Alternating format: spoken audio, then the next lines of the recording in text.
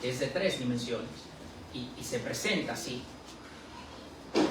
en nuestra realidad. Nosotros solamente vamos a poder ver el pedazo que corta en ese plano, pero no vamos a poder ver todo lo que sube y todo lo que baja, o sea, porque no hay forma. Entonces es más grande de lo que pudiéramos imaginar. Nuestra capacidad no da para imaginar ni siquiera lo que no sabemos. Pero bueno, vamos a orar para entregar este momento de exposición de su palabra al Señor. Padre, te alabamos, Señor, te bendecimos. Eres más grande, mucho más grande de lo que podemos imaginar. Eres un Dios infinito y nosotros somos criaturas finitas. Es imposible que podamos entender ni siquiera un pedazo muy pequeño de lo que tú eres. Padre, pero tú te has revelado a nosotros, tú te has mostrado a nosotros en la persona de Jesús. Te has revelado a nosotros en la creación primero, Señor, y ahí es más que evidente. Luego te has revelado 100% en la persona de Jesús. Y ahora en tu palabra. Señor, y vamos a entrar a exponerla, a hablar de tu palabra, y te pedimos que tú bendigas este momento, que tú santifiques este momento, que tú me limpies, que santifiques también, Señor, que sea tu Espíritu a través de mí. Padre, que el que hable a las mentes y los corazones de todos los que estamos aquí. En tu nombre, Señor. Amén. Bueno, este sería el último mensaje, ¿verdad?, de una serie que en teoría iba a ser de 6 mensajes, luego terminó siendo de 8, pero creo que fue bueno.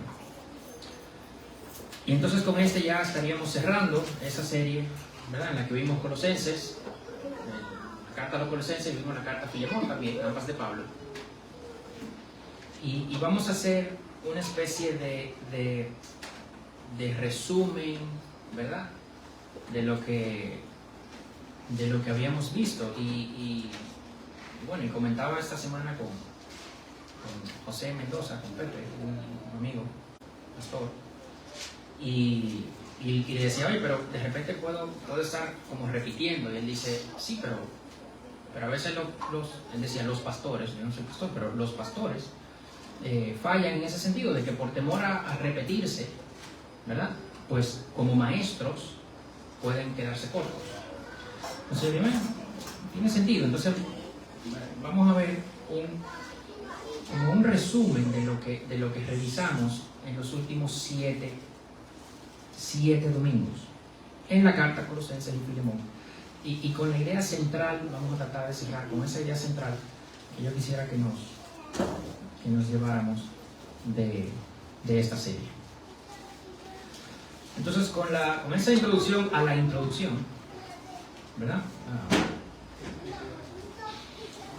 yo quisiera empezar diciendo lo siguiente: la verdad es absoluta, la verdad es intransigente, la verdad no negocia con nadie,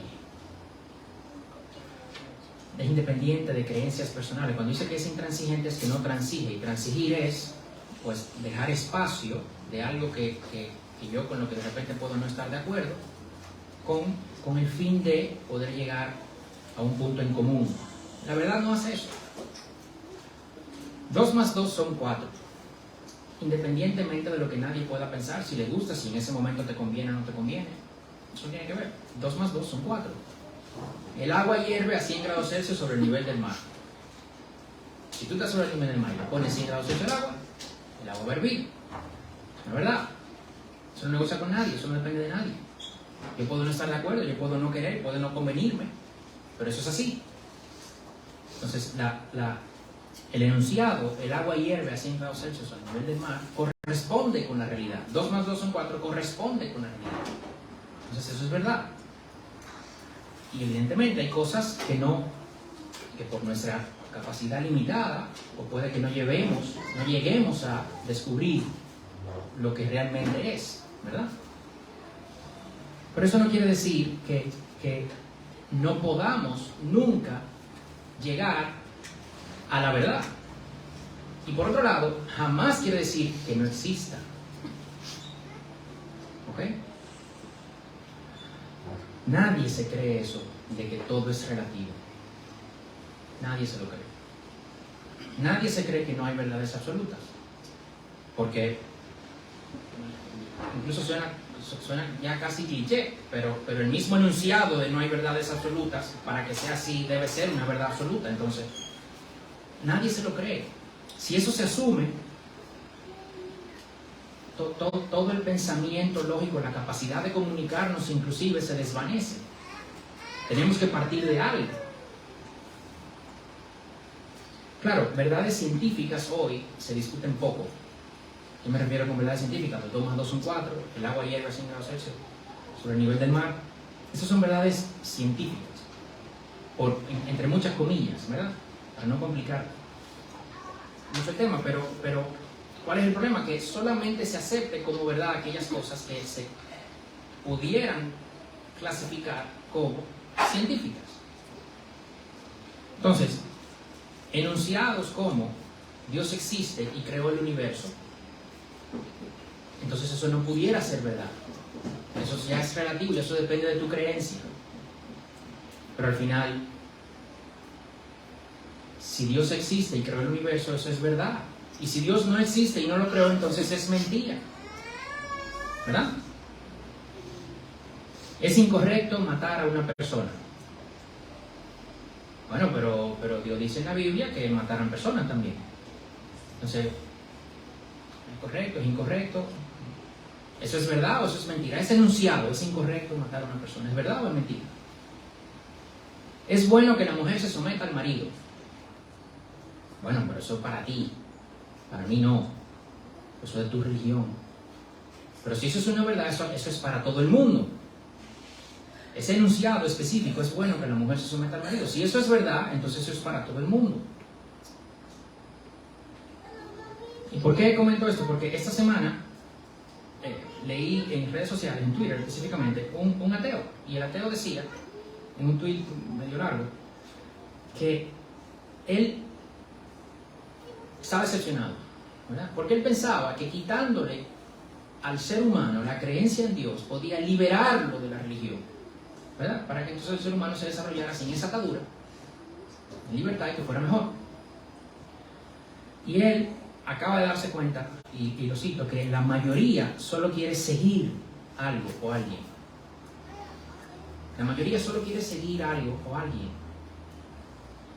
Y él lo dice específicamente por lo que él llama la nueva religión, o una nueva religión, que es el ser woke, que lo comentamos el otro día. Y él específicamente lo decía por eso.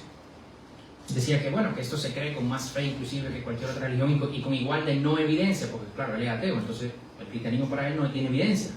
Entonces él dice, según su posición, que esta otra nueva religión que nace del ateísmo, ¿verdad? De que Dios no existe, es igual de no basada en evidencias que otras religiones. Dice, es lo mismo. Incluso dice que es la religión no oficial del gobierno de Estados Unidos en este momento, según él. Sigue diciendo, quieren destruir a quienes no profesan esa creencia. Y lo comparaba como esas otras cruzadas, ¿verdad?, que había con el islamismo también y tal. Pero él dice algo interesante. Él dice que esa nueva religión, él la entiende como peor, inclusive, que el cristianismo, que el judaísmo, o que inclusive el islamismo. Porque en estas religiones la divinidad pone un límite. Pero que en esta nueva religión, vamos a llamarle secular, eso es un oxímoron, eso se contradice, pero en esta nueva religión secular no hay un límite. Entonces él se pregunta, ¿cómo hacemos el bien y promovemos la verdad cuando la población simplemente prefiere que le mientan? ¿Para qué querríamos promover la verdad si el punto será ignorado en favor de nuevos mantras? Decía él. Y decía, claro, el problema es que tú partes de un punto, digo, yo no lo escribí, pero yo pensaba. Él parte de un punto equivocado, él no tiene la verdad.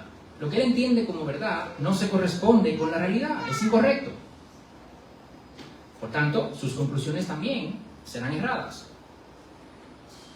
Blaise Pascal, un pensador, escribió un libro, Pensamiento se llama, muy interesante. Y él en uno de esos decía, ¿qué otra cosa proclama este anhelo y esta impotencia? Sino que alguna vez hubo en el hombre una verdadera felicidad, de la cual ahora solo queda la huella y el rastro vacío. Esto él intenta llenar en vano con todo lo que le rodea, buscando en cosas que no están allí la ayuda que no puede encontrar en aquellas que sí lo están. Aunque ninguna puede ayudar, ya que este abismo infinito solo puede llenarse con un objeto infinito e inmutable, en otras palabras, con Dios mismo. C.S. Lewis escribió en Mero Cristianismo, Mere Christianity, si encuentro en mí deseos que nada en este mundo puede satisfacer, la única explicación lógica es que fui hecho para otro mundo. ¿Okay? Entonces, ese vacío que hablaba Pascal, que hablaba Lewis, eso que lleva a que este ateo se haya dado cuenta es que la gente lo que quiere es seguir algo. Quiere seguir algo. Yo le quito a Dios y buscan otra cosa. Porque ese vacío, Eclesiastés 3:11, dice Salomón, él ha hecho todo apropiado a su tiempo. También ha puesto la eternidad en sus corazones. Sin embargo, el hombre no descubre la obra que Dios ha hecho desde el principio hasta el fin. Y este pasaje viene en versículos anteriores de hay tiempo para todo, hay tiempo de nacer, tiempo de morir, tiempo de reír, tiempo de llorar, tiempo de hablar, tiempo de callar. Y dice, todo eso Él lo ha hecho apropiado a su tiempo. También ha puesto la eternidad en sus corazones. Entonces sabemos que Dios hizo al hombre con la eternidad en sus corazones, con algo dentro que no puede ser llenado con cosas finitas, con cosas creadas. Y todo en la tierra es finito, porque todo fue hecho. La clave aquí es, Él ha hecho todo apropiado a su tiempo. Él ha hecho, Él creó todo, y todo creado es apropiado a su tiempo. Pero hay algo aquí que Él ha puesto la eternidad también en sus corazones. Y la eternidad no es creada. Entonces hay algo que no puede ser satisfecho con cosas creadas. De hecho, C.S. Lewis hablaba del argumento del deseo como evidencia de la existencia de Dios. Hay muchos argumentos sobre la existencia de Dios, el argumento teleológico del diseño, el argumento el cosmológico, de dónde viene, el argumento moral. Pero C.S. Lewis plantea que tenemos deseos que no podemos llenar con nada en este mundo. Nuestro deseo de gozo, de belleza, de amor, no se satisface completamente con nada en el mundo natural. Tenemos deseos terrenales que satisfacemos con cosas terrenales. Eso es así. Pero tenemos deseos que no se pueden satisfacer con cosas terrenales. Y esos deseos entonces apuntan a la existencia de una realidad trascendente. Algo que yo no puedo satisfacer aquí. Si yo tengo otros deseos, otras necesidades que puedo satisfacer aquí, tengo una que no, ¿esa con qué se satisface? Con algo fuera de aquí, algo trascendente.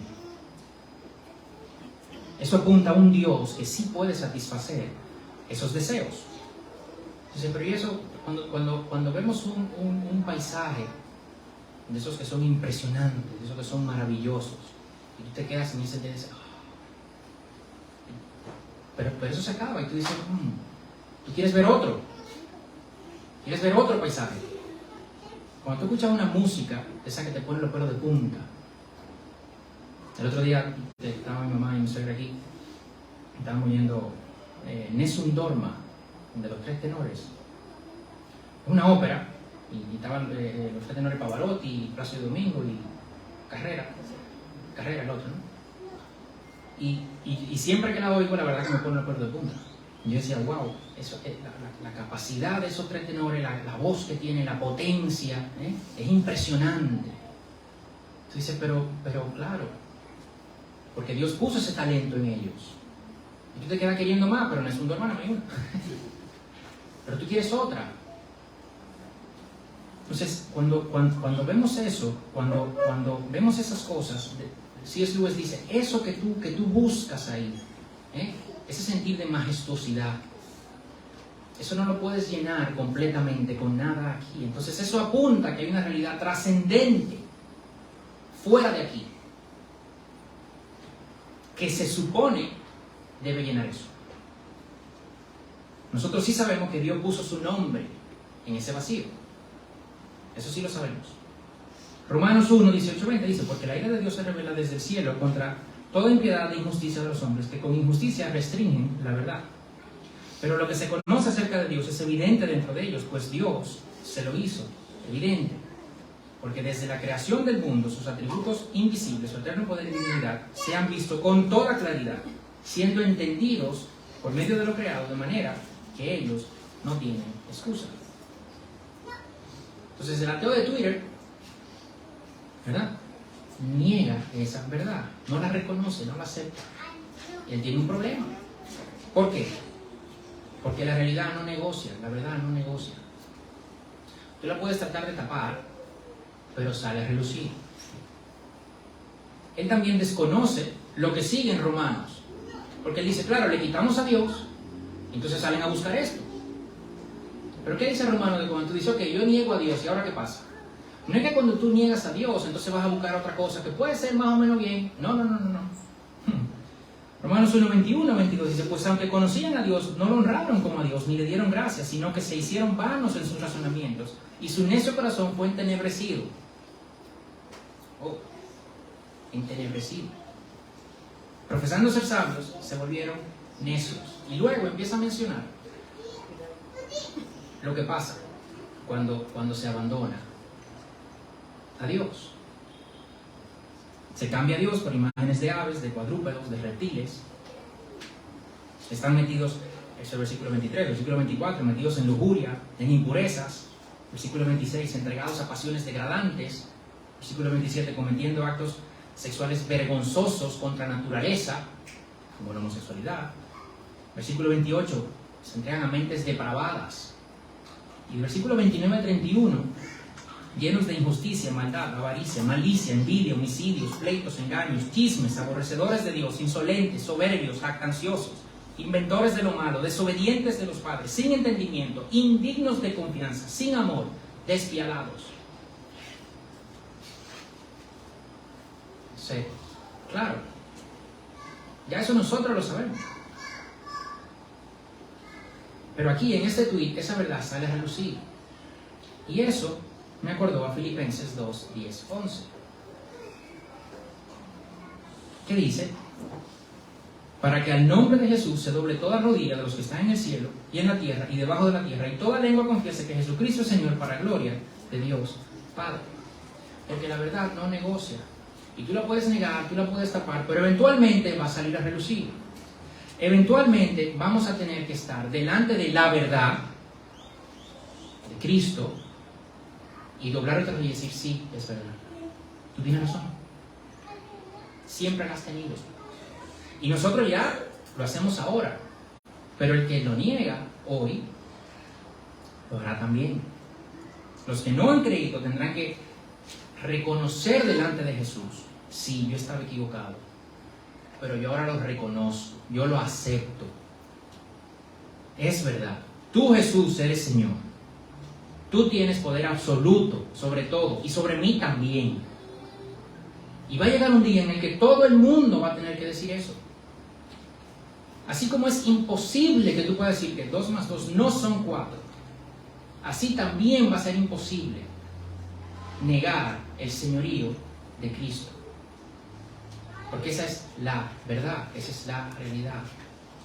Entonces, esto que leía me acordó a eso. Decía, claro, eso es como un preview. Eventualmente todo el mundo va a tener que doblar su rodilla y reconocer sí. Esa es la verdad. Entonces, con esta introducción yo pregunto, ¿cuál es entonces, según lo que hemos venido leyendo en estos 7 domingos anteriores, cuál es esa realidad nuestra? Esa verdad nuestra, que si nos olvidamos de ella, seguirá siendo verdad.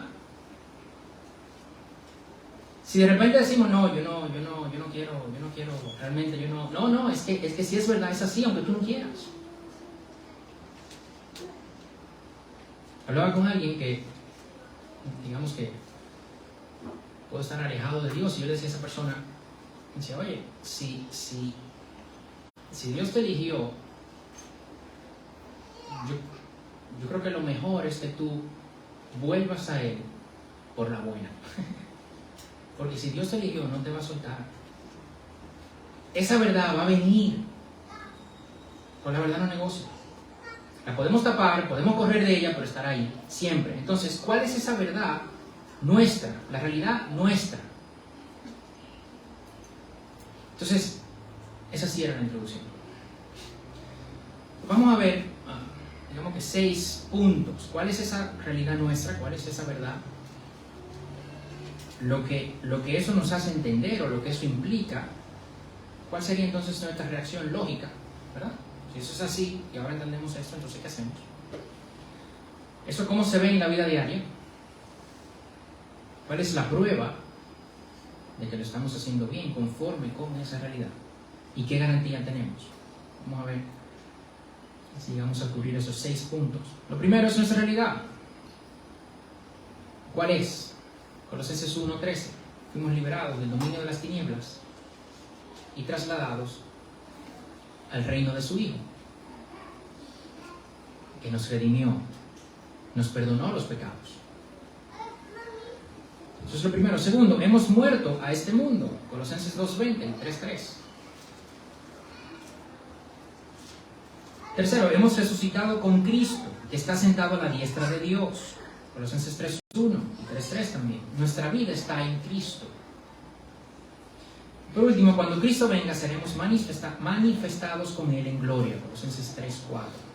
Entonces, lo primero, estábamos perdidos en nuestros pecados. Romanos 3:10-18 dice, como está escrito, no hay justo, ni aun uno, no hay quien entienda, no hay quien busque a Dios, todos se han desviado, a una se hicieron inútiles. No hay quien haga lo bueno, no hay ni siquiera uno. Sepulcro abierto es su garganta, engañan de continuo con su lengua, veneno de serpientes hay bajo sus labios. Llena está su boca de maldición y amargura, sus pies son veloces para derramar sangre. Destrucción y miseria hay en sus caminos, y la senda de paz no han conocido. No hay temor de Dios delante de sus ojos. El veredicto es ese. El diagnóstico, ese es el diagnóstico. Y el veredicto, Romanos 6:23, la paga del pecado es muerte. Entonces, de ahí partimos, ¿ok? Pero Cristo nos redime. Romanos 3:23-26, por cuanto todos pecaron y no alcanzaron la gloria de Dios. Todos son justificados gratuitamente por su gracia, por medio de la redención que es en Cristo Jesús, a quien Dios exhibió públicamente como propiciación por su sangre, a través de la fe, como demostración de su justicia, porque en su tolerancia Dios pasó por alto los pecados cometidos anteriormente, para demostrar en este tiempo su justicia, a fin de que Él sea justo y sea el que justifica al que tiene fe en Jesús. Entonces, perdidos, condenados, pero justificados. Colosenses 1:13. Dominio de las tinieblas, y nos trajo al reino de su Hijo, nos redimió y nos perdonó los pecados. Luego, hemos muerto a este mundo. Colosenses 2:20. Si ustedes han muerto con Cristo a los principios elementales del mundo, ¿por qué? Como si aún vivieran en el mundo, se someten a preceptos tales como cosas que carecen de valor alguno contra los apetitos de la carne. Hemos muerto a este mundo. Pero no nos quedamos muertos. Lo tercero es que hemos resucitado con Cristo, que está sentado a la diestra de Dios. Y nuestra vida está escondida en Él. Estamos seguros, estamos escondidos con Cristo en Dios. Gálatas 2:20. Con Cristo he sido crucificado, y ya no soy yo el que vive, sino que Cristo vive en mí. Y la vida que ahora vivo en la carne, la vivo por la fe en el Hijo de Dios, el cual me amó y se entregó a sí mismo por mí. Hemos resucitado con Cristo. Él está en nosotros, nosotros en Él. Escondidos ahí, seguros, guardados. Pero escondidos por un tiempo. Porque llegará el día en el que Cristo será manifestado a todos. Y nosotros seremos manifestados con Él en gloria también. Ya no estaremos entonces nuestra vida escondida en Cristo, sino que ya va a ser manifestada. Tito 2:13, aguardando la esperanza bienaventurada y la manifestación de la gloria de nuestro gran Dios y Salvador, Cristo Jesús. Estamos esperando eso. Y Juan 1:3-2, primera de Juan 3:2, amados, ahora somos hijos de Dios y aún no se ha manifestado lo que habremos de ser. Aún no se ha manifestado, somos hijos de Dios ya, pero aún no se ha manifestado lo que habremos de ser. Pero sabemos que cuando Cristo se manifieste, seremos semejantes a Él, porque lo veremos como Él es. Hay algo que falta todavía. Y si esto es así, entonces, que estábamos condenados en pecado y Él nos redimió, que fuimos muertos al pecado y a este mundo, pero resucitados con Él, asegurados, guardados en Él, hasta que Él sea manifestado, y que cuando Él sea manifestado, seremos manifestados con Él también. Si esto es así, entonces nuestro marco de referencia no puede ser de este mundo. Estábamos condenados, Dios nos salvó, morimos a este mundo, resucitamos, estamos con Él, escondidos con Él, y cuando Él vuelva seremos manifestados. Entonces estamos en otra realidad, medio pendiente de que se exponga completamente. Pero estamos en otro punto ya. Entonces, ¿eso qué implica? Que nuestro marco de referencia tiene que cambiar también. Esas son verdades, enunciados que se conforman con la realidad. Entonces, si esa es nuestra realidad, nuestro marco de referencia ahora debe ser un marco de referencia divino. Y si nuestro marco de referencia es divino, entonces las cosas de aquí tienen poco valor. Primero, lo que implica entonces esa realidad. Primero, toda la verdad, todo conocimiento, sabiduría, está en Cristo. Colosenses 2:3. Recuérdense que la carta de los Colosenses fue escrita para rebatir, digamos, una herejía, lo que algunos han llamado el proto-gnosticismo, lo que luego fue el movimiento gnóstico, o esas ideas gnósticas. Había una semilla de eso ya en la iglesia de Colosas, y de la Odisea y de Hierápolis también. Y esta carta se escribe para eso. Recuerden que en el versículo 1 del capítulo 2 de Colosenses, Pablo dice estar preocupado. Oye, tengo esa carga por ustedes. ¿Y qué él quiere? ¿Qué él pide? Que alcancen los colosenses un verdadero conocimiento de Cristo, en quien está la sabiduría y el conocimiento. Él no dice un conocimiento de otras cosas para que puedan rebatir esas ideas, no. Porque por la realidad que ya sabemos. Lo que yo quiero que ustedes alcancen es un conocimiento de Cristo, que es donde está toda la sabiduría y todo el conocimiento, no hay en ningún otro sitio. En ningún otro sitio. Y no solo toda la sabiduría y todo el conocimiento moral, espiritual. John Lennox es un matemático, apologista también, siempre está en debates defendiendo la fe.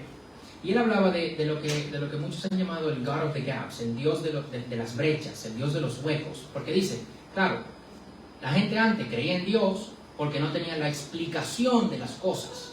Cayó un rayo, ¡bah! Explotaba un volcán, pues. Y el hombre primitivo pues no entendía eso, no entendía qué pasaba. ¿Sabes? Eso es un Dios. Empezaba ahí a adorar a ese Dios para que los rayos no le cayeran en su casa y para que el volcán no le devoratara a su pueblo.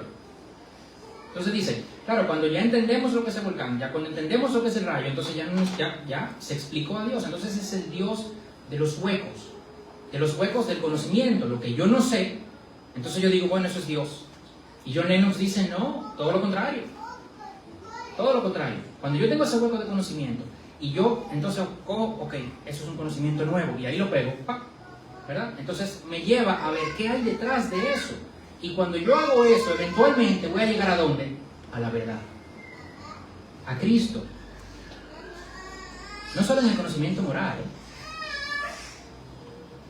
Toda verdad debe estar anclada en Cristo. Y claro, toda verdad moral debe corresponder entonces con Cristo. Diga, pero ¿cómo así? En la cruz donde se satisfizo la justicia de Dios, porque habíamos violentado la santidad de Dios a través de la entrega, del acto de amor, de entrega de Cristo. Entonces cualquier otra cosa moral tú la pasas por ese filtro.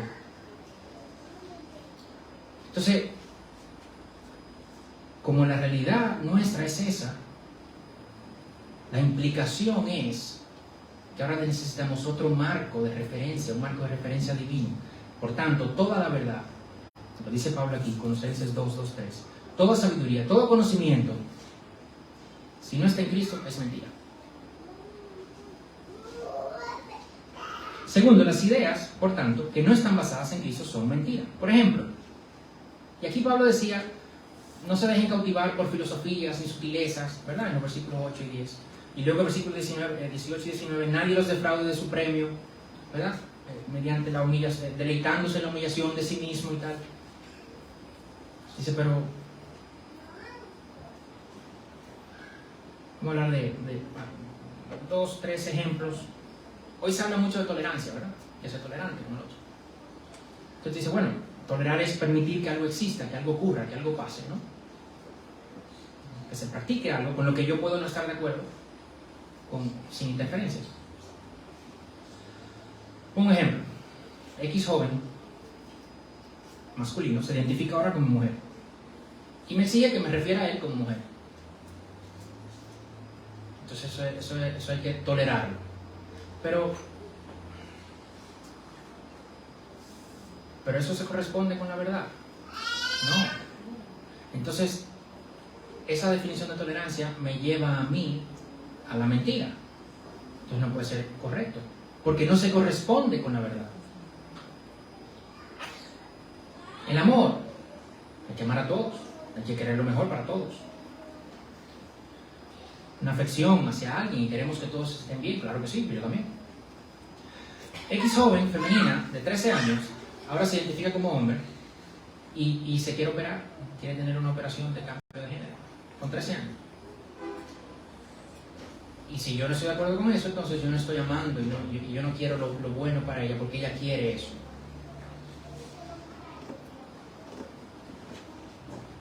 Pero si eso es amor, eso termina haciendo daño. Eso es contradictorio. Me siguen los ejemplos. O sea, necesitamos un marco de referencia objetivo, divino, que no esté aquí. Malaquías 3:10. Traigan todo el diezmo al alfolí, para que haya alimento en mi casa, y pónganme ahora a prueba en esto, dice el Señor.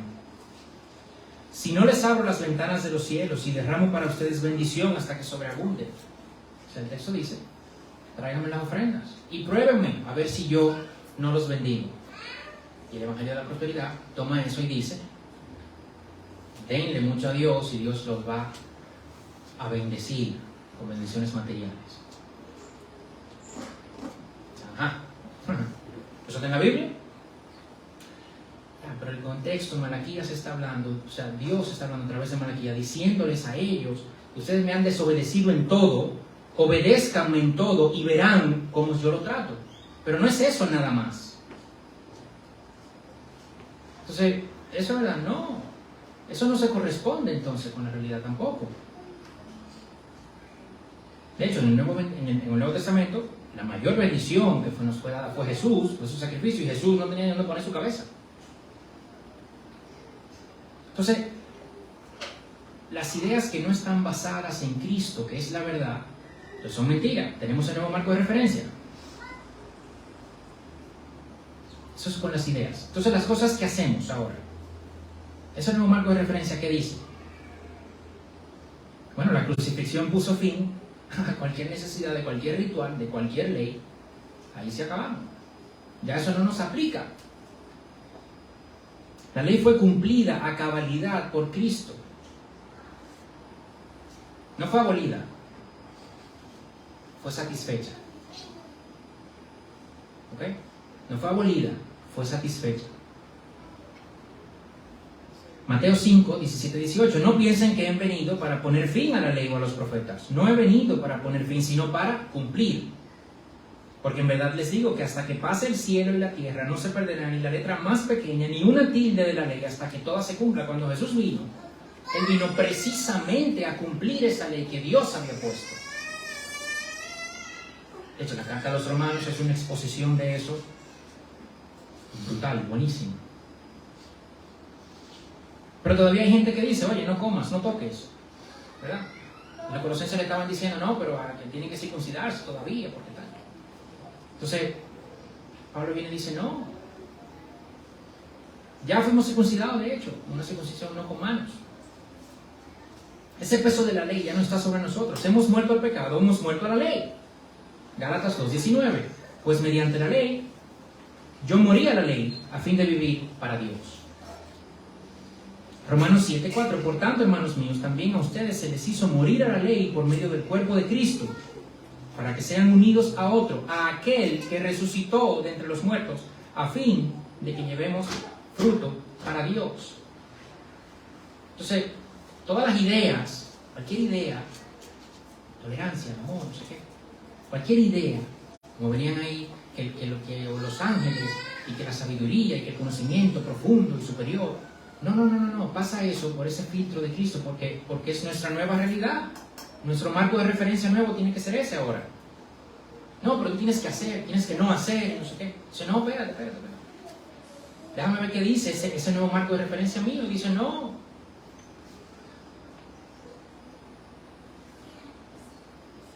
Y ante eso, ¿cuál debe ser entonces nuestra respuesta? O sea, la conclusión lógica dice, bueno, si ya yo morí entonces a esto, y ya las cosas de aquí, ya sean ideas, ya sea no sé qué, tienen que conformarse con esa realidad, y lo que estamos viendo es que lo que está aquí abajo no se conforma nunca, ¿verdad? Porque si tú quitas a Dios de medio, ¿qué queda? Lo vimos en Romanos, un desorden. Entonces nuestra respuesta, Colosenses 3:2, poner los ojos en las cosas de arriba. Recuérdense que cuando comentábamos de esto decíamos, bueno, eso más o menos a qué se puede asemejar, a poner los ojos en las cosas de arriba. Decíamos, cuando una familia, creo que poníamos ese ejemplo, cuando una familia va de viaje, ¿verdad? Un viaje de esto que requiere planificación, bueno, vamos todos y se va la tía y el primo y tal, que los días antes, justo antes de ese viaje, pues mira, si hay no sé, si el papá juega deporte, mejor no va, tú sabes, bueno, se vaya a lesionar, entonces ahora se va de viaje y que cojo, no, sabes, los niños, oye, tranquilo que mañana vamos de viaje, sabes, no estamos saliendo y, o sea, porque estamos aquí todavía, pero ya pensando en ese viaje. Entonces hacíamos ese símil, ¿verdad? De que estamos allá, pero todavía estamos aquí. Tenemos que poner los ojos en las cosas de arriba. Esta semana vi un video que de hecho, ellas citaban esto. Era un equipo femenino de softball en Estados Unidos, en un estado, no me acuerdo cuál, y que en la temporada venían ganando bien.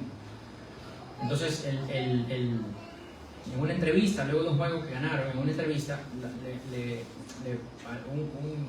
un reportero le pregunta que qué hacían para mantener el ánimo. Las temporadas son largas y tal, y hay muchas subidas y bajadas, y qué hacían para mantener el ánimo. Y habían tres, y la coach, la entrenadora, y las tres dijeron que su fuente de gozo era Cristo. Que ellas se mantenían en el ánimo porque Cristo las había salvado. Y yo, pues así. Eso es poner los ojos en las cosas de arriba. Claro, luego de ver, y decían, no entrenamos y tal, pero al final sabemos que vamos para el cielo. Dice, pero eso suena como tan simple. Sí, pero ¿y tú lo quieres más? Pero es que es así. Su frase era, look up. Cualquier cosa, look up. Miren arriba. Mira hacia arriba. ¿Cuáles son esas cosas? Nuestra nueva realidad. Lo que vimos al principio. Colosenses 3, del 1 al 4 dice, si ustedes pues han resucitado con Cristo, busquen las cosas de arriba donde está Cristo sentado a la diestra de Dios. Pongan la mira en las cosas de arriba, no en las de la tierra, porque ustedes han muerto y su vida está escondida con Cristo en Dios.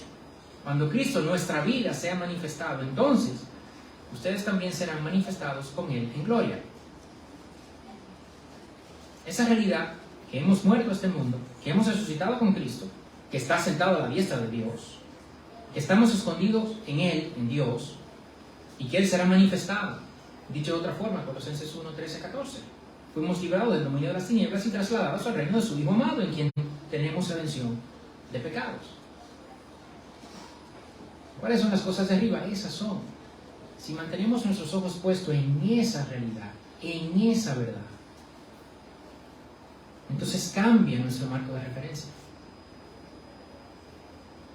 ¿Y cómo nos mantenemos entonces con los ojos puestos en las cosas de arriba? Porque la realidad, hablando de realidad, la realidad es que yo no salgo ahí arriba, miro, yo no salgo ahí afuera y abro los ojos, miro hacia arriba y veo a Cristo sentado. Eso no es así. Por lo menos para mí. Si a Isaías le pasó, a cualquiera no puede pasar, pero hasta ahora, esa no es mi realidad. No podemos literalmente ver a Cristo sentado a la diestra de Dios. Entonces, ¿a qué se refiere con esto? Yo voy a comentar tres cosas. Lo primero, que realmente podemos mantener los ojos puestos en las cosas de arriba, o nos ayuda también cuando vemos, como dice Romanos, cuando vemos a Dios en la creación y nos asombramos de su majestuosidad y nos asombramos de su poder y nos asombramos de su inmensa sabiduría, porque eso es solo algo impresionantemente pequeño de lo que Dios es. Pero eso no es suficiente. No puede ser lo único. Dios estableció otras dos formas: la oración y la meditación en su palabra. La oración y la meditación en su palabra. Josué 1:8 dice: este libro de la ley no se apartará de tu boca, sino que meditarás en él día y noche, para que cuides de hacer todo lo que en él está escrito, porque entonces harás prosperar tu camino y tendrás éxito. El Salmo 119, de hecho, es una canción de exaltación de esto. El capítulo más largo de la Biblia, el Salmo más largo. Versículo 11 del Salmo 119: en mi corazón he atesorado tu palabra, en mi corazón he atesorado tu palabra, para no pecar contra ti. Versículo 14 al 16: me he gozado en el camino de tus testimonios, más que en todas las riquezas. Meditaré en tus preceptos y consideraré tus caminos. Me deleitaré en tus estatutos y no olvidaré tu palabra.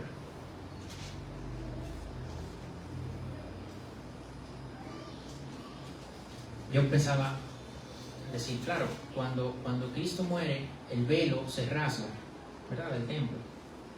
Y entendemos lo que esa ilustración significa, ¿verdad? Que la presencia de Dios en el templo estaba detrás de ese velo. Y solamente una vez al año una persona podía entrar, luego de ofrecer sacrificio por él, por el pueblo y tal. Y cuando Cristo llega, dice: todos esos rituales ya se cumplieron, yo rompí ese velo. Vamos a traer esa ilustración a hoy. Dios abrió las puertas de su despacho. Sí, porque nosotros no crecimos en eso, ¿verdad? Entonces dice, pero es como que Dios abrió la puerta está abierta. ¿Sabes? No hay que hacer cita, pasar por seguridad, no sé qué. No. Dios nos abre la puerta de su despacho. Y Él se reveló en su palabra. Entonces, oremos y meditemos en su palabra. Oremos como lo hacía Jesús, como lo hacía la iglesia del primer siglo. Lo vimos eso también, que Jesús, decía Lucas, se levantaba temprano a orar con frecuencia. Que con frecuencia se levantaba muy temprano, decía, muy de mañana. Lo hacía mucho. Lo hizo antes de elegir sus discípulos, lo hizo antes de ir a la cruz, ¿verdad? Multiplicó los panes y luego se va solo a orar. Y vimos esos pasajes. Vimos la iglesia también, la iglesia primitiva, la iglesia del libro de los Hechos, que estaba constantemente orando. Entonces, Si ese velo se rasgó y podemos entrar a la presencia de Dios, si tenemos el despacho abierto, usémoslo en nuestra vida de oración, que muchas veces es descuidada. Y Dios se reveló en su palabra. Si queremos verlo, debemos adentrarnos, meternos en su palabra. Mientras más la estudiemos, más lo conoceremos, más lo vamos a ver. Cuando vemos a Cristo sentado a la diestra de Dios, de nuevo, no es allá afuera que miramos y Él está ahí, no. Entonces, ¿cómo lo vemos? En la oración y en el estudio de su palabra. Si esto no se hace, eso implica entonces que vamos a tener nuestros ojos puestos en otra cosa. Empezamos con eso, ¿no? Los ojos de nosotros van a estar puestos en algo. Definitivamente, eso es lo que el ateo no sabía. O no quería reconocer. El ser humano funciona así. Si tú dejas de hacer algo, se te olvida. O sea, montar bicicleta, ¿sabes? Hay gente que dice, no, eso no se olvida, eso es como montar bicicleta. Porque eso no se olvida. Ya, pero una cosa es montar bicicleta como montamos nosotros, ¿verdad? Y otra cosa es ir a hacer el Tour de Francia. Entonces, si alguien va a hacer el Tour de Francia, vamos a llamarle a eso montar bicicleta. Y lo que nosotros hacemos, no. Entonces, si esa que va a hacer el Tour de Francia dura 4 o 5 años sin montar bicicleta, no va a poder en el sexto, no va a poder hacer el Tour de Francia. Pues el ser humano funciona así. Entonces, muchas veces nosotros venimos el domingo, ¿verdad? Escuchamos el sermón, y bueno, lunes, martes, miércoles, jueves, viernes, sábado, domingo, tal. Nada. Entonces, cuando llegamos el domingo, estamos como en cero otra vez. Entonces venimos y nos recargamos un poquito, y entonces volvemos otra vez. Y llegamos el domingo, en cero de nuevo.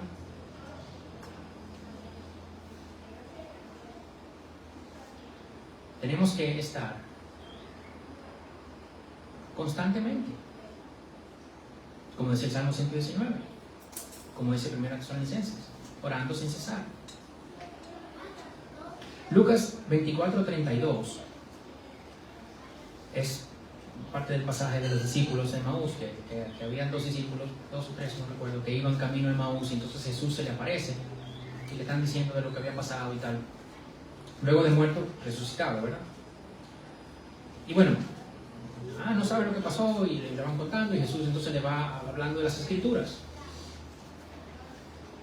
Y van y parte el pan, ¿verdad? Se va con ellos, luego llega a un sitio y parte el pan, y cuando está partiendo el pan se dan cuenta que era Jesús, y Jesús se desaparece. Y luego van donde los otros discípulos, y Jesús está allá, ¿verdad? Y ahí sí, soy yo, tal.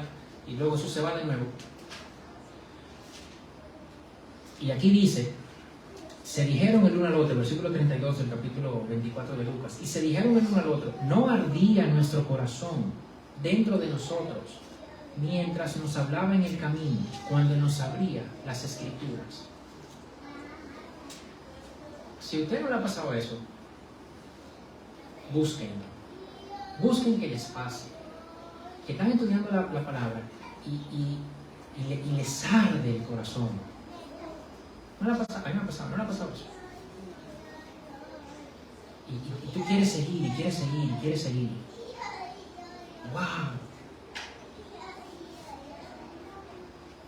Luego, eso no se da, de hecho, por nosotros. Ya con todos los demás discípulos, Jesús les decía de cómo Moisés y los profetas hablaban de él, ¿verdad? Ya cuando estaban todos juntos. Luego él se va. Pero en esa conversación, el mismo capítulo 24, versículo 45 ahora, dice algo sumamente interesante que siempre tenemos que tener pendiente. Entonces, ¿quién? Jesús les abrió la mente para que comprendieran las Escrituras. Eso no es algo de nosotros.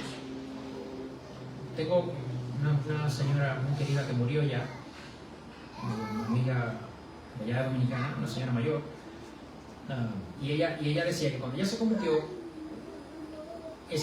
yo había leído lo mismo muchas veces.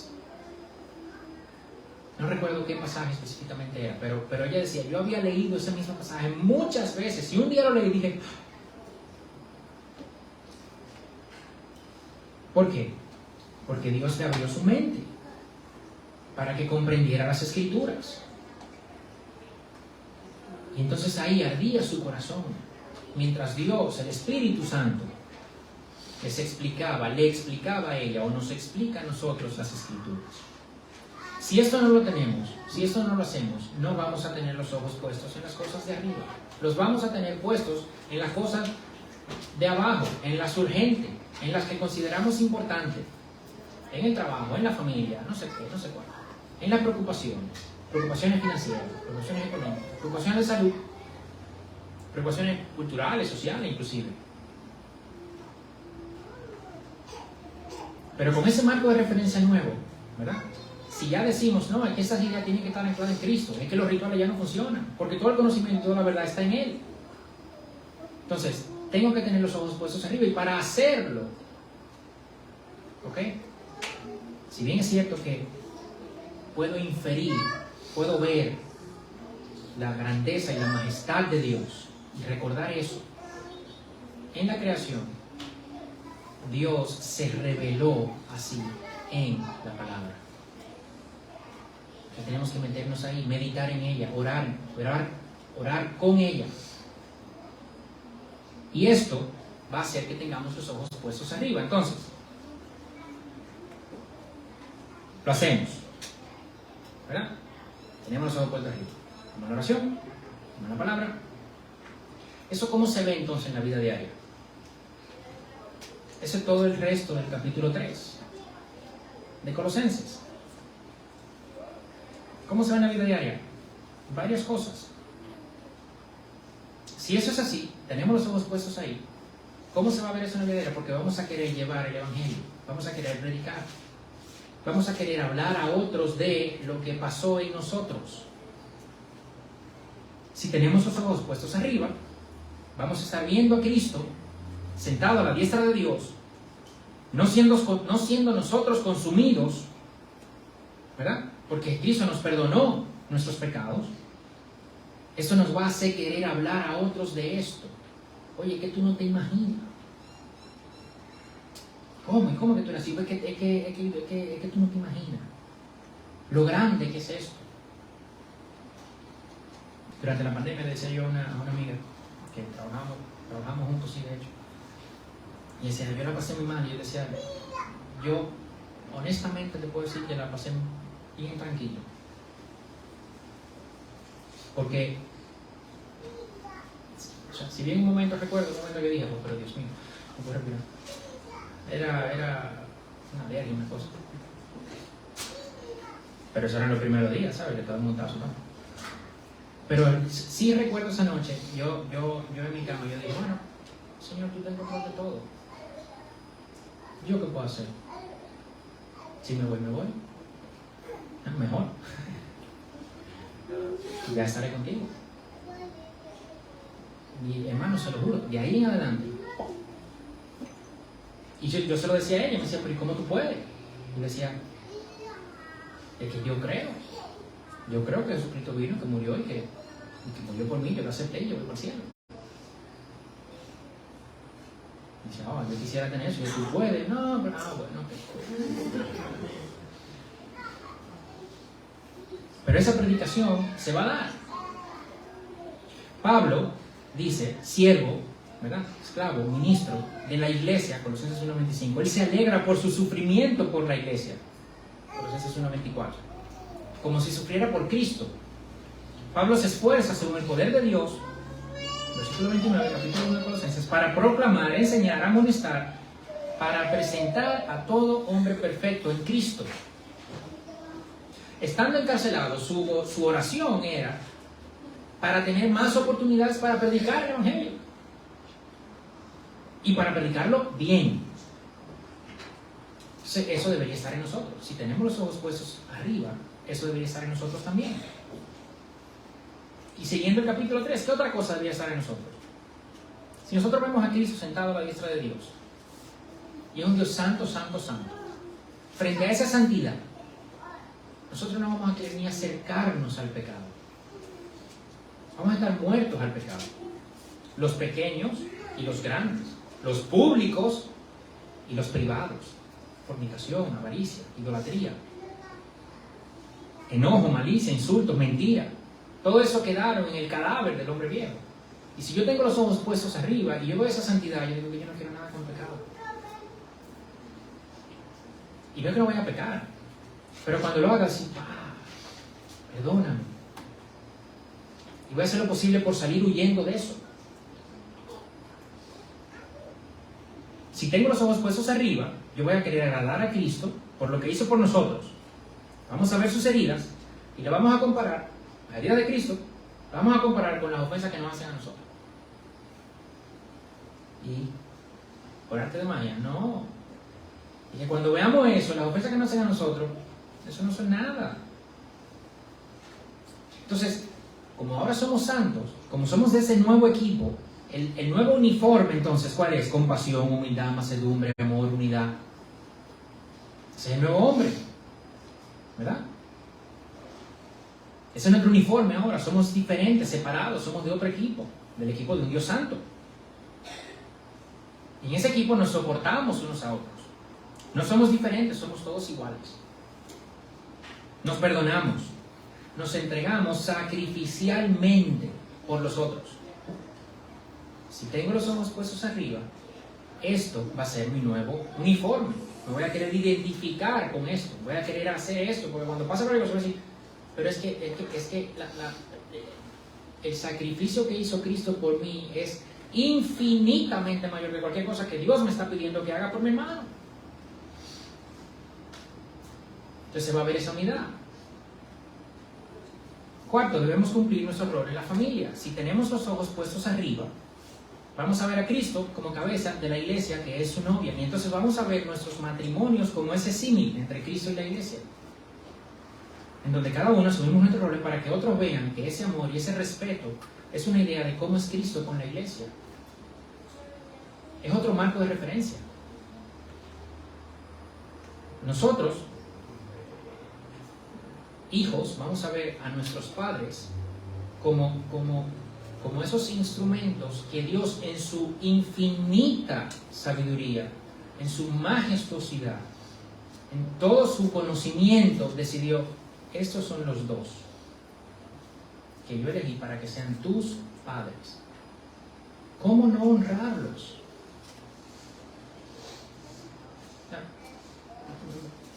Me van a decir, o sea, estas cosas caen por su peso. Si yo tengo los ojos puestos arriba, esto cae por su propio peso. Vamos a ver a nuestros hijos como ese regalo de Dios. Vamos a reconocer el diseño de Dios y vamos a reconocer que nuestra vida está escondida en Cristo, no aquí abajo. Este es el diseño, esto es. Si tenemos los ojos puestos arriba, vamos a cumplir nuestro rol en la sociedad. Vamos a ver que nuestro valor no está aquí, sino que nuestro valor está escondido en Cristo, con Cristo en Dios. O sea, por eso Pablo va y le dice, siervos, sométanse a los amos, amos, traten bien a sus siervos. Y por eso también le dice a Filemón, acepta a Onésimo como tu hermano. Onésimo, sí, vuelve donde Filemón, eso es lo que te toca. ¿Recuerdan, no? O tenemos que dar la predica de Filemón de nuevo.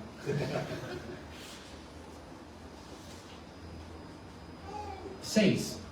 Debemos andar sabiamente para con los de afuera, con los ojos puestos arriba. Vamos a ver que los de afuera son hoy lo que nosotros éramos antes. Y que de los de afuera hay elegidos también, que eventualmente pueden venir. Y yo no quiero hacer nada para entorpecer su venida. Yo no puedo tener entonces un mal testimonio. Para que ese por quien Cristo también murió, que yo no lo sé, pero ese por quien Cristo también murió, entonces yo lo que estoy dando es un mal testimonio. Y ese pobre hombre ahí, o mujer, rebelándose, entonces le van a dar maduro para traerlo. Si tengo los ojos puestos arriba, eso también lo voy a ver. Y por último, si tengo los ojos puestos arriba, voy a estar orando y dando gracias. Porque si estoy mirando hacia arriba, no se nos ocurre pensar en otra cosa que no sea estar conectados al poder. como decía Pablo, de toda la potencia de la gloria de Dios para nuestra vida. ¿Cómo estar desconectados? Pero por favor,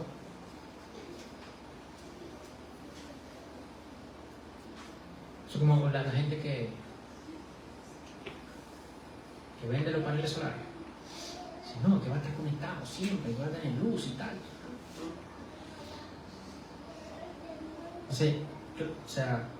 Esto no es el sol, esto no es ni siquiera, esto es quien creó todo. ¿Cómo no voy a estar conectado a eso? Y que me pone su poder a disposición, pues eso es lo grande. Pero tú me dices que al final yo voy a ir a tocar la puerta a pedirle, mira por favor, a ver. Pero él está diciendo, aquí está, ven todo, ven. Entonces, todas estas cosas, si tenemos los ojos puestos arriba, se caen por su propio peso, van a pasar. Sí, pasarán. Claro, ¿y cuál sería la prueba entonces? Quinto y penúltimo. ¿Cuál sería la prueba entonces de que claro, tenemos los ojos puestos arriba, estas cosas van a caer por su propio peso, ¿verdad? ¿Cómo vemos que esto va a ser así? ¿Cómo vemos que esto está pasando y que está pasando de la manera correcta? Cuando crece nuestra fe, Colosenses 1:4, cuando crece nuestro conocimiento de Dios, que es la oración de Pablo por los colosenses en Colosenses 1:9 y 10, cuando crece el amor entre nosotros, Colosenses 1:11, y cuando somos cada vez más agradecidos, Colosenses 1:12, como con Filemón y Onésimo. Cuando eso pasa, entonces sí, tienen los ojos puestos arriba, crece su conocimiento, crece su fe, crece su amor. Así sabrán que son mis discípulos, Juan 15, si se aman los unos a los otros. O sea, la prueba, ¿verdad? El test es súper sencillo. Aquí vemos que no, ¿sabe? Que el rol, que el matrimonio, que tal, y que la sociedad y tal, no sé cuánto. Sí, ok. Pero ¿cómo lo vemos? No, mire, que yo en un matrimonio, espérate, mira, esto es simple. Si ustedes no se aman, tan mal, punto. Se acabó, ya. Si no está creciendo su fe y su conocimiento de Cristo, tan mal, ya, se acabó. No, pero que yo honro a mi padre. No. La prueba es esa. Pablo empieza así, Colosenses: yo os doy gracias por la fe que tienen ustedes en Cristo y por el amor que se ve entre los hermanos de parte de ustedes. Le dice lo mismo a Filemón: por la fe y el conocimiento que tienes en Cristo y por el amor que tú muestras hacia los hermanos. Y luego a los Colosenses dice: yo oro. ¿Por qué yo oro? Porque crezca su conocimiento de Cristo y el amor que tienen entre los hermanos. Luego le dice cómo eso se ve en cosas específicas. Pero la prueba es si crece su fe y su conocimiento de Cristo y si crece su amor entre los hermanos. Esa es la prueba, ya. Sencillo. Y por último, ¿qué garantía, por usar esa palabra, tenemos? ¿Qué te refieres con garantía? Dice, bueno, está bien, o sea, esas verdades, mi realidad, ¿no?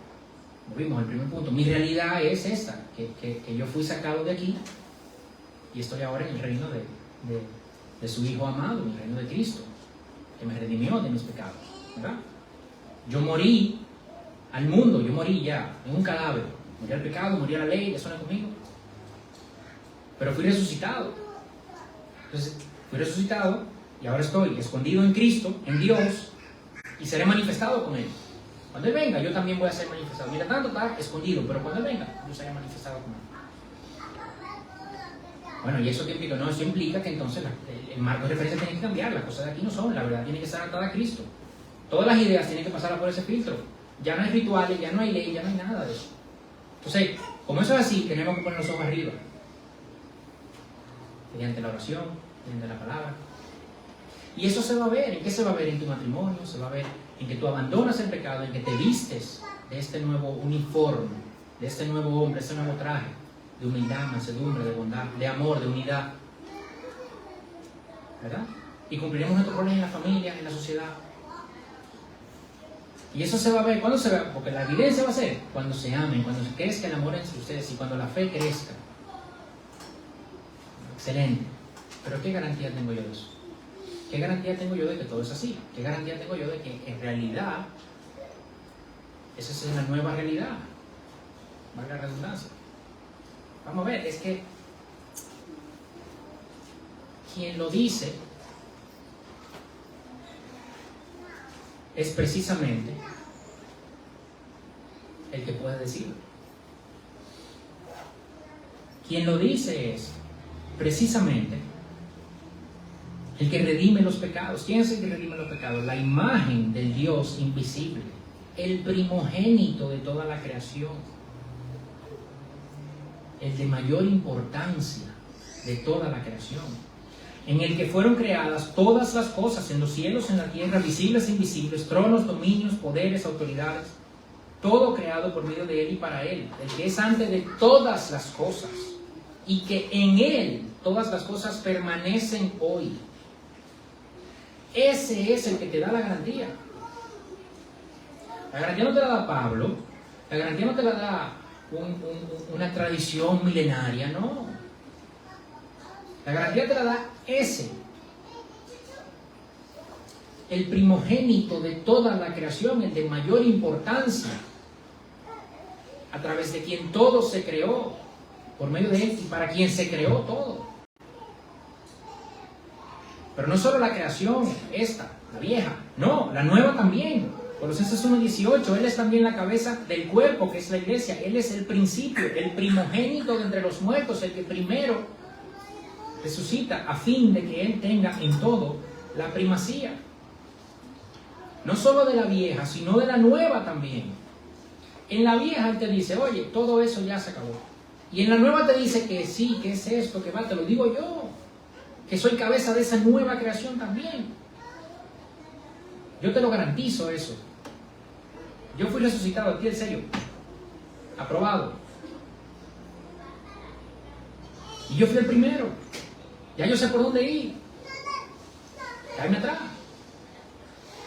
Colosenses 1:19-20, porque agradó al Padre que en Él habitara toda la plenitud de la deidad, que habitara en Cristo, en su cuerpo, y que ese cuerpo entonces sea sacrificado y luego resucitado. Toda la plenitud estaba ahí, y por medio de Él reconciliar todas las cosas consigo, habiendo hecho la paz por medio de la sangre de su cruz, por medio de Él, repito, ya sean las que están en la tierra o las que están en los cielos. Esa garantía nos las da Cristo, el de mayor importancia en la creación, el primogénito, el primero, el que marca el camino en la nueva creación también, en quien habita toda la deidad, y vino y habitó entre nosotros, y lo vimos y vimos su gloria, en quien, cuyo carácter está escrito aquí en su palabra. Ese es el que nos da la garantía. Ese es el que nos pone el sello, que si nos permanecemos en su palabra, con los ojos puestos en Él, donde Él está a la diestra de Dios, gobernando desde ya, entonces todas estas cosas pasarán. Y todo eso caerá por su propio peso. Siempre recuerdo el pastor Miguel que dice que la gente dice, no, entonces ser cristiano es difícil. Él dice, no puede ser. Pues si tenemos el Espíritu Santo dentro de nosotros. Otra cosa es que nosotros no queramos usar las herramientas que tenemos a disposición nuestra. Eso es otra cosa. Pero si usamos la oración, si meditamos en su palabra, todas esas cosas caen por su propio peso. Y ese amor se va a ver. Porque quien garantiza eso es el que creó todo. Y que cuando se dañó, lo arregló Él. Lo arregló Él. El primogénito de la creación y el primogénito de entre los muertos. El más grande, para quien todo fue creado. Y ese es el que garantiza esto. Vamos a orar. Gracias, Señor. Gracias, Padre, por esta verdad tan asombrosa. Gracias, Señor, por esta verdad tan majestuosa. Padre, de que es Cristo el que nos garantiza, es Cristo el que nos sella, es en Cristo en quien está nuestra vida escondida. Y es en Él que tenemos nuestra esperanza. Y estamos tranquilos, Padre, porque es en su poder en quien confiamos. Es en su poder que vino, se mostró en esa cruz, ridiculizando, Señor,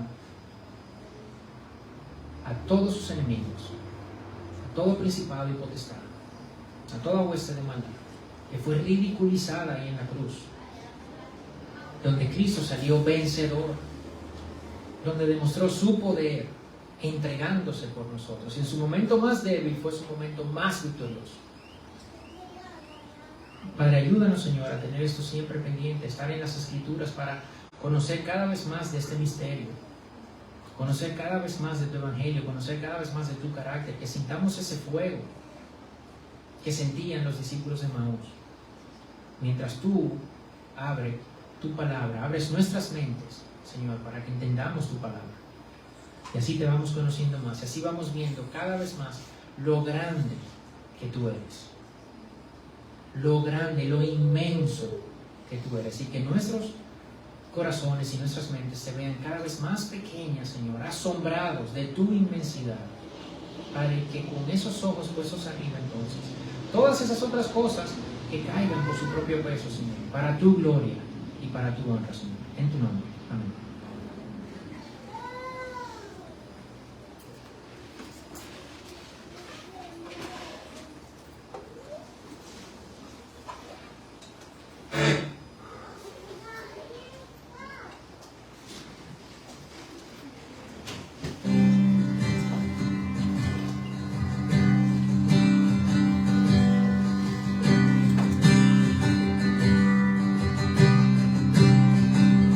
El esplendor de un rey, vestido en majestad, la tierra alegre está, la tierra alegre está.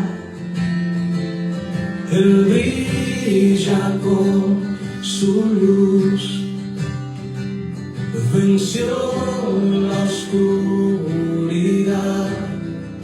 Y tiemblan a su voz, y tiemblan a su voz. Cuán grande es mi Dios, cántalo, cuán grande es mi Dios, y todos lo verán. Cuán grande es mi Dios.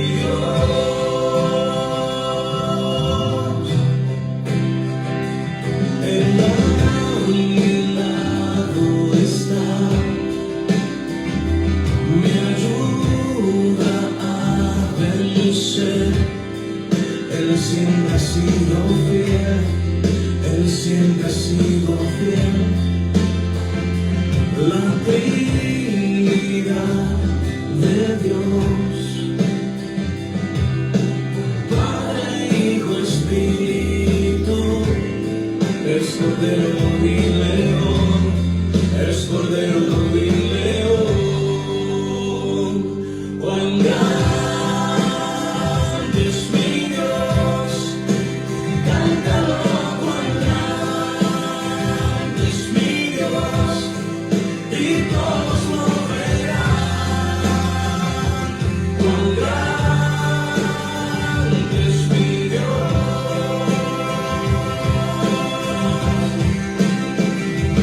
cuán grande es mi Dios, cántalo, cuán grande es mi Dios, y todos lo verán. Cuán grande es mi Dios.